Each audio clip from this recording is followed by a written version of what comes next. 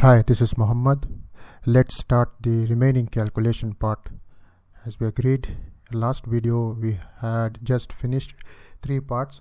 Today I am going to cover all remaining parts till the part 10, and it may be covered in the one video or it may be covered in the 1 or 2, 3 videos, whatever the videos, but I will make sure I will make the video very short. Let's start this calculation. I'm going to take an example of office building. As you can see on your screen, there are so many rooms and so many variety type of rooms, and there is cabins, as you can see here: cabin 1, cabin 2, cabin 3, cabin 4, cabin 5. There is a conference room, there is a meeting room, and there is main small meeting room over there, and there is this workstation over here. So I'm going to take a small example of a one room to do this calculation, which will cover the remaining part. As you see, the start calculation, weather properties, space properties, and system properties. All these things going to be covered in this small example, and you can apply in your real-time project. So before that, starting this calculation, that is part 4, you have to gather the input information. What I mean, the input information is totally depends on 2 things, that is ASHRAE information. This is ASHRAE 62.1 and ASHRAE 90.1.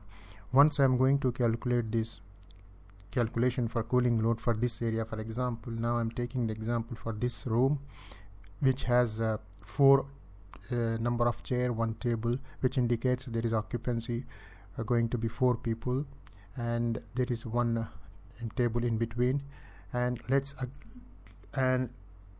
assume there is a 4 pieces over here. But in this drawing it's not shown, but assume there is 4 pieces to make this example useful and to use all information what we have discussed in last parts. So, and one thing is required here before going to calculate real calculation, before going to enter into real calculation. The third point is you need to know what is the power density factor here. I mean, what is the power requirement?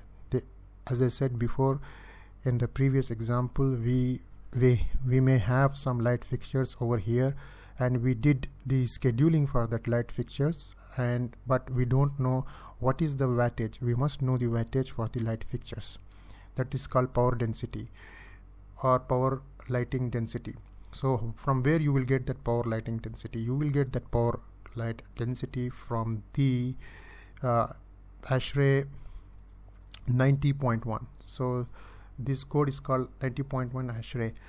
Here in the it consists total 228 pages, but the important here only is page number 83 and so on and so forth till 4 to 5 pages, 83 to 84 and 85. Let's quick brief of these details. We can see here lighting power densities. So here we have a list of many rooms in various application and what is the LPD value, that is light power density. For example, if you can see here a dining, bar, lounge, leisure, it consists 0.99 watts per feet square. It means the power density is 0.99 watts per feet square of area. That means you must know what is the area of this cabin. Let's assume this wall over here, the length of this wall is 10 feet, and this also 10 feet. To make example very simple, 10 by 10, it is 100 feet square. You can get this length from the real CAD drawing, but I'm taking an example 10 feet and 10 feet. It will be 10 into 10 and it will be 100 feet square. So per feet square, if it is a dining, it is 0.99, but it is not dining, it's a office room. So if you can see over here, there is many rooms here, and you can see in the screen over here at my cursor, this is office. For the office, there is a 0.90 watts per feet square. This value is so much important to calculate the load due to the lighting load. When we is really going to start the calculation, this value is going to be much more useful. So let's start the calculation over here. I'm just open this window HAP. As you can see, this is the HAP, and you must follow my previous video to understand this part. So because I'm going to use the values or the information which I entered in the last part in this software for this part. So here spaces, system and plants. If you see, the main important thing is we are going to calculate the load for the space over here. So what is the space over here? The office space. Now we need to start from this. First step is from the space, then system. So before that we must enter the weather information. Now if I'm talking about this area of the building is actually located in, for example, let's consider in Doha, Qatar. So in Doha, Qatar, we must enter the information about Doha, Qatar weather properties. If you are making a calculation for Dubai or any other area in around the globe, you have to mention that area. For example, I'm going to enter the information regarding the Doha, Qatar. If you click this weather properties, you can find over here design parameters, where you can find by default value USA, United States of America, and location and city. All other information is already freezed here. You just need to check this information and click on Middle East. The location is Qatar and the city is Doha. Already it's freeze. Once you check these three values, the all remaining values going to be changed automatically. You are not going to change any other value except summer design dB over here and summer coincident WB over here. This value and this value going to be changed year by year, but you need to make sure whether this value shown here which is right or correct. For the Qatar, this is not 109, this is actually 115 Fahrenheit. If you can see the units, it's shown as Fahrenheit, and summer dB which is 115, and the summer WB it should be 84 Fahrenheit. You have to check for your area what are the correct values. So in short, you need to check this region, location, city, and these two value. Remaining value going to be same. All these values going to be same. You no need to change any parameter over here in this window and click OK. So you have created weather properties Doha, Qatar. Next, you have to create space, which is, as you can see here, default space. You need to double click on it. You will find a window space properties. We are going to actually entering the space properties, which include 1, 2, 3, 4, 5, 6, 7 different tabs, which you need to enter various kind of information what exactly the software asked. You need to just follow what software is asked and fill up that information in these tabs. For example, I'm starting from the general. It's shown as name and floor area. All the other information you need to just follow this information. Name, for example, I'm just doing the calculation for this office area, this room, and in the CAD drawing maybe it is named as cabin 01, and the floor area we already agreed it's 10 by 10 room, so it is 100 feet square. And average ceiling height, what is the ceiling height? Here the average ceiling height means what is the false ceiling height, not the slab ceiling but only the false ceiling. Generally it is 12 feet. You need to check with your architecture what exactly the height of this false ceiling. Building weight you need to keep as it is medium, but the exact value you can get from the architecture. Whether it is heavy, you have to check the heavy. If it is medium, you need to keep medium. If it is light, you need to keep light. But in the general calculation, in the primary calculation, we used to keep it as medium, which is around 70. Go to the next, outside ventilation requirement. Here there is if you click on drop arrow, you will find lots of information over here, a list of areas, various areas. You need to click appropriate area, which is office. In our example, if you can check here, you will find correctional facilities, educational facilities, and food services, but our area is office. I'm just going directly, I'm jumping to office. This is office. Here it is office main office space, reception area, office, telephone, data entry. So the appropriate suitable option is office space. So click on office space. It will going to be automatically freeze the value of 5 CFM per person, which is exactly the fresh air requirement as per ASHRAE 62.1. This same value you can find manually in ASHRAE 62.1. This document is ASHRAE 62.1.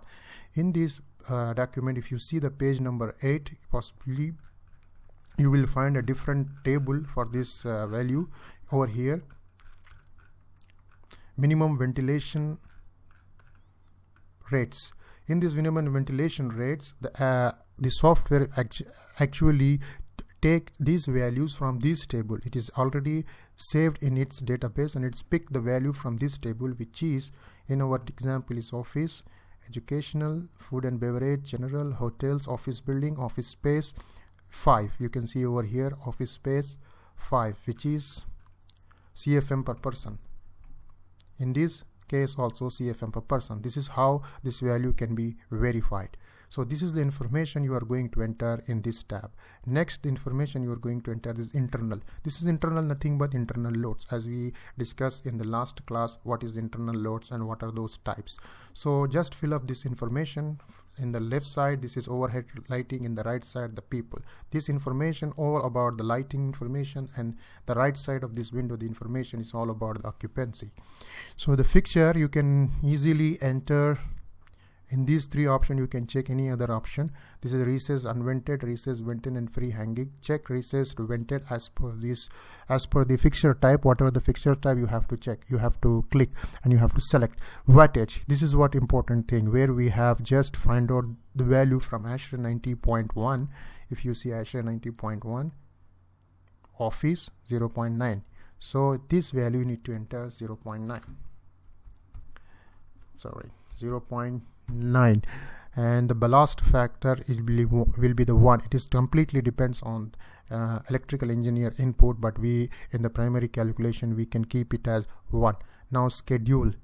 So if you click here, you can find different schedule as we discussed and as we created in the last class. The schedule which is we are going to use here. That's why I shown you how to create the schedule. Once you created the schedule, automatically it will be appear here. Now this is information is related to lighting. That's why you have to click on light schedule. Next is task lighting. This is the definition of task lighting is a special kind of lighting which we are used in a special purpose. For example, it is a club or it is a dim light we generally used in different areas in auditoriums or some other places, which is not used generally, which is used very rarely. But in the office area there is no such kind of task lighting which we are going to use for any kind of task. We do only one task in the office, in the general office work, which is can be done by this fixture type, can be covered by this fixtures type, which is we already covered here. So task lighting, there won't be any task lighting. Now come to this part, electrical equipment part. As I told you in an example, we can consider it as 4 chairs. That means 4 people going to be work over here with 4 number of PCs. So you need to enter the information, the power input taken by this electrical this electrical equipment has 4 PCs. So each PC may take 100 watts, so it will be 400 watts. So here you need to make sure you need to click watts first, then you need to enter 400 watts. 100 into 4, 400 watts. The power consumption by 1 PC is 100 watts, so 4 PC 400 watts, and create select the schedule, which is the equipment schedule over here, equipment 01. Now come to the part people occupancy. The number of people existed in this room. If you see this furniture layout over here, 4 chairs means number of people going to be work is 4, so that's why I entered number 4 over here. Now activity level, you need to select what exactly they are doing in the office. The activity level means what kind of efforts they are putting in that office area, which is seated at rest, they are doing office work, or they are doing little heavy work or medium work or dancing and athletic. Of course they are doing office because it's official office, that means they are doing office work. Just click on office work. Once you click on this activity level, if you click dancing, it will be taken as 305545, which is very higher value, sensible and latent. If you click on office work, which is 245 205, which is very lower. So this is how this value is going to be changed once you click various values over here. Now click the schedule, select the schedule OCC1 because it is related to occupancy. Now miscellaneous load and sensible load, you need to ignore this. You are not going to enter any values. So by this, all this filling up all this information, you have completed this part. Now go to the next part, wall, roof and windows. You need to enter the information about the windows and walls related to this area. If you see over here in this area, here there is no wall. Of course you can see 4 walls, a wall over here, 1 2 3 4 direction, 4 walls, but in the HAP terminology you cannot consider it as a wall because it is not exposed directly to the sun. The wall only considered as a wall if it is exposed to the directly to the sun, but in this case it's not exposed. It is the middle of the building, so it is not exposed to any outside periphery of the building, so there is no wall. So in the HAP terminology, there is no wall. This area will consist only, it may consist the partition. So let's see what is the partition. Partition means the wall which is in between conditioned and unconditioned area. Now obviously this area, all this area going to be air conditioned. So this wall, for example, if I consider this wall is in between this cabin and this cabin, these both cabins going to be air conditioned in near future. So this wall may not going to be a wall or may not going to be a partition, so there won't be nothing. So you have to ignore there is no wall over in this example. So this area going to be 0. Let's say for example this wall is exposed to the outside periphery. For example, this room is located over here and this is the wall which is exposed to the sun. So I'm taking as an example to show you how to enter this information. So this wall, let's say this is the north side, or let's say this is the west side. So if you click exposure west, it is W, and enter the area which is 10, and in the general information the height we agreed to 12 and the length we agreed to 10. So 10 into 12 it will be 120. The one area will be 120 square foot. And the windows, there won't be any window. For example, if there is any window, you need to consider the window. Let's say assume there is one window. This is one window, and window 2 there is no other window and there is no other door. So by this you have to fill up this information, wall, area, window. Now select what type of wall it is. As you remember, in the part 2 we have created the wall information, entering the U values and everything. If you are not aware of that, please go through my video in the part 2, setting up the U values for to different components. So that's which was created in the second part, that's why it's appearing here. If you won't create any components the way I have shown in the second part, you are not going to appear here, but it is appearing here because we already created in the part 2. So just consider it as wall 0 0. Same way window, you already entered the information about the window. Now you have to go to window 1 and you have to select window 0 0. So this is the way you have to create the wall. Let's say again for the example, this wall also exposed to outside. So this wall, let's say is east, so it is east E. Again same area 120. Let's say there it consists again one window, and wall type is automatically freezed here, wall 0 0, and window also 0 0, no need to change anything. And for exposure 2E, that is the wall second, exposure east. So in the same way you have to create all other walls. So by this part is going to be finished. Now go to the next part. This is roof and skylights. Roof in skylights means the building which is the terrace of the building. If it is exposed to the sun, then only we have to consider it as a roof, or else you have to ignore this area. Why? Because the roof in the middle of the slab, for example, if this building is a G+10 floor building, only 10th floor roof is exposed to sun. Remaining roof in between, it is not going to expose to sun, so we are not going to consider it is as a roof. So this part going to be 0.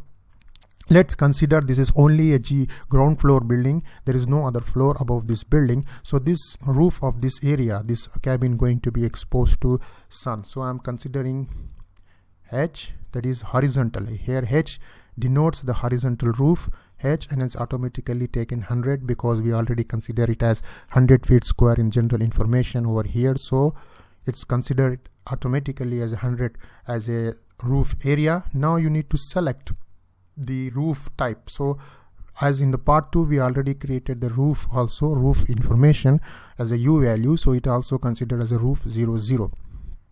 So this is the way it will finish this part. Now next to the infiltration.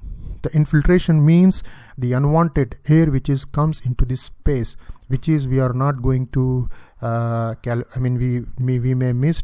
So some of the air due to the pressure difference from the outside to inside will be going to enter into this area. Let's consider it is 1 air change per hour. 1 ACH. ACH means air change per hour. You can enter as a 1. Go to the floor. You have a 4 option over here, which is floor above conditioned space, floor above unconditioned space, slab, floor on grade, slab, floor below grade. The floor above conditioned space means, for example, if you have a 2-floor building, ground floor and first floor, if ground floor is conditioned and you are calculating the information, you are calculating for first floor, that means the first floor, the below floor, ground floor is conditioned, so first floor will be the floor above conditioned space. And if the floor is, if the first floor, there are second ground floor and first floor. The ground floor is not air conditioned and you are going to calculate for first floor. That means this first floor is located above the ground floor, which is not conditioned. So you can select this option, floor above unconditioned space. For example, there is no floors, only one floor, or you are only going to calculate for the ground floor, and ground floor located on the ground, which is on the ground level, you have to consider slab floor on the grade. For example, this floor is located below the ground, which is maybe basement floor, so you have to consider this value. In our example, I am considering only one floor and which is located on the ground, so I am considering slab floor on the grade, and this value is going to be taken automatically and you are not going to change anything over here. Now go to the next partition. So as I told you, if there is a wall between conditioned and unconditioned space can be considered as a partition, but here in real scenario there is no partition because there is no wall exist over here which is located in between conditioned and unconditioned space over here, because these two spaces going to be conditioned. What I am going to consider an example I am considering is a partition, and this area I am ignoring it as it is a staircase or some store area which is not going to be conditioned. Well, in that case this wall is going to be partition, so I am considering it a partition, and this is the wall, so it is a wall partition. Select wall partition, and area will be 12 into 10 and it will be 120. As we see in the height of the wall 12 and the length of the wall is 10, so 10 into 12 will be 120 square foot, and the U value for this 0.8. For example, let's say the architecture has given you information about the U value of the partition, the 0.8, you have to enter 0.8 and maybe 0.5, whatever the value he considered, you have to consider the same value. Now unconditioned space maximum temperature, what will be the unconditioned space over here? This is the unconditioned space which is store area as we assumed. What will be the maximum temperature over there? So you need to consider the temperature. And ambient maximum temperature. Ambient temperature means the outside temperature, which is in this case 115, because in the Qatar the ambient condition what we agreed in the weather properties is 115. Unconditioned space minimum temperature, what will be the minimum temperature over here? You have to consider that. So ambient space minimum temperature, what will be the minimum temperature? You have to consider that accordingly. So by this you can finish the space properties by entering all these tabs information. Once you finish all this information from general to partition, click OK. You will see here your one space is created as a cabin 001.